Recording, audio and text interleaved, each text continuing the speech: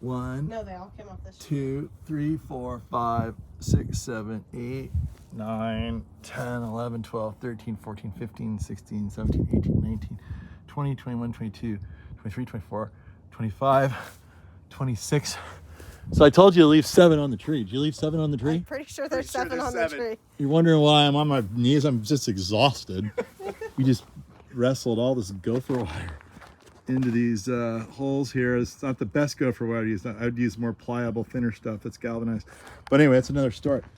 How many did I say we had? 25? 25 plus 7? Yeah. So people often ask me, Jessica, when can I expect avocados on my tree if I buy a tree from you? Apparently over 30. The moment you get them. The moment you get them. Yeah, exactly. And that's Josh. I'm going to try to get up now and show these beautiful little... This is probably the hardest 3 trees I ever installed. Anyway, 32 total. yeah, the three hombres, they didn't quite prep the area right, so we thought we were there, but we thought we had to pick up the slack a little bit. Yeah. But anyway, so we're up in the Oakland Hills, and you can see there's the South Bay down there, and then if you're squinting your eyes, oh look, there's the Salesforce Tower right off yonder, and this is the ideal avocado habitat of the Oakland Hills. It's a Zone 16 and Sunset Garden Zone book, which is more specific than the USDA map of Zone 9B, I believe now.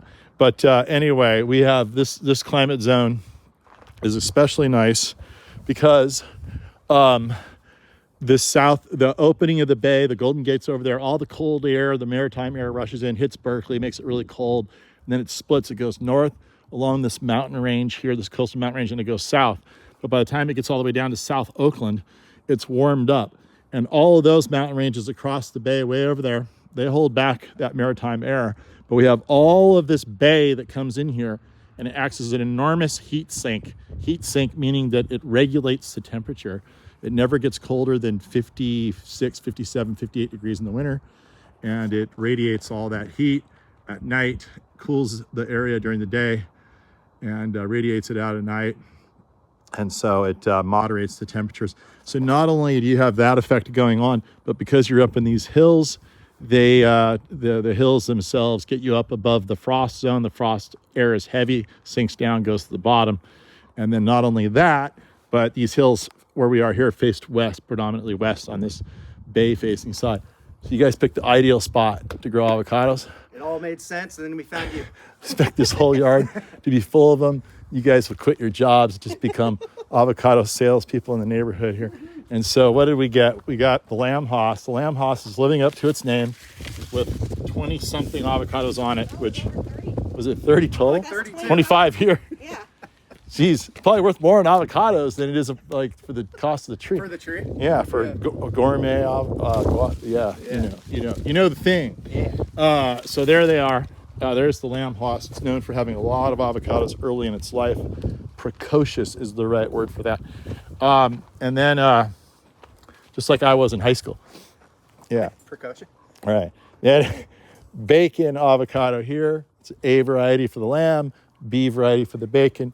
And then last, but certainly not least, probably the tastiest one of them all, a beautiful little reed showing off its gorgeous, lustrous foliage, the most beautiful foliage of all the avocados, in my humble opinion, because it's so shiny and uniform.